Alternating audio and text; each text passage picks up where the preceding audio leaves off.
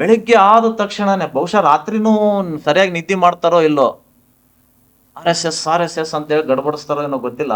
ಬೆಳಿಗ್ಗೆ ಆದ ತಕ್ಷಣನೇ ಬಹುಶಃ ರಾತ್ರಿನೂ ಸರಿಯಾಗಿ ನಿದ್ದೆ ಮಾಡ್ತಾರೋ ಇಲ್ಲೋ, RSS ಅಂತೇಳಿ ಗಡ್ಬಡಿಸ್ತಾರೋ ಏನೋ ಗೊತ್ತಿಲ್ಲ. ಮೇಲೆ ಬಂದಂತವ್ರು ಇದ್ದಾರೆ.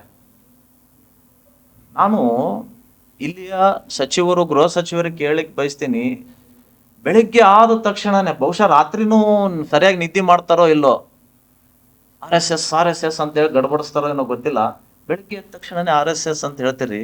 ನಮ್ಮ ಶಿಕ್ಷಣ ಸಂಸ್ಥೆಗಳು ಎಷ್ಟು ಹದಗೆಟ್ಟಿದ್ದಾವೆ, ಕಟ್ಟಡಗಳ ದುಸ್ಥಿತಿ ಯಾವ ರೀತಿಯಾಗಿದೆ.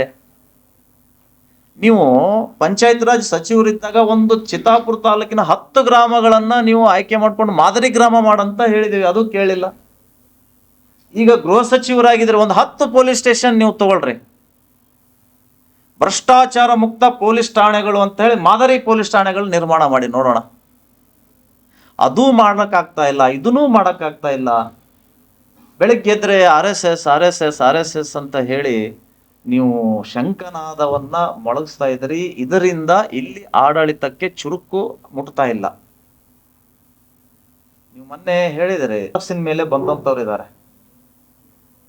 ನಾನು ಇಲ್ಲಿಯ ಸಚಿವರು, ಗೃಹ ಸಚಿವರಿಗೆ ಕೇಳಲಿಕ್ಕೆ ಬಯಸ್ತೀನಿ, ಬೆಳಿಗ್ಗೆ ಆದ ತಕ್ಷಣನೇ ಬಹುಶಃ ರಾತ್ರಿನೂ ಸರಿಯಾಗಿ ನಿದ್ದೆ ಮಾಡ್ತಾರೋ ಇಲ್ಲೋ, RSS ಅಂತೇಳಿ ಗಡ್ಬಡಿಸ್ತಾರೋ ಏನೋ ಗೊತ್ತಿಲ್ಲ. ಬೆಳಿಗ್ಗೆ ಎದ್ದ ತಕ್ಷಣನೇ RSS ಅಂತ ಹೇಳ್ತೀರಿ. ನಮ್ಮ ಶಿಕ್ಷಣ ಸಂಸ್ಥೆಗಳು ಎಷ್ಟು ಹದಗೆಟ್ಟಿದ್ದಾವೆ, ಕಟ್ಟಡಗಳ ದುಸ್ಥಿತಿ ಯಾವ ರೀತಿಯಾಗಿದೆ. ನೀವು ಪಂಚಾಯತ್ ರಾಜ್ ಸಚಿವರಿದ್ದಾಗ ಒಂದು ಚಿತ್ತಾಪುರ ತಾಲೂಕಿನ 10 ಗ್ರಾಮಗಳನ್ನ ನೀವು ಆಯ್ಕೆ ಮಾಡ್ಕೊಂಡು ಮಾದರಿ ಗ್ರಾಮ ಮಾಡಂತ ಹೇಳಿದೀವಿ, ಅದು ಕೇಳಿಲ್ಲ.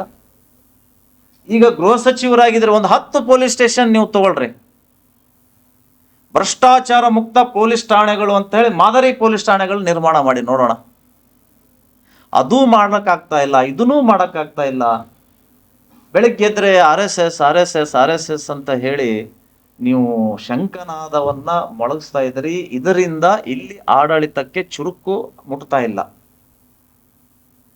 ನೀವು ಮೊನ್ನೆ ಹೇಳಿದರೆ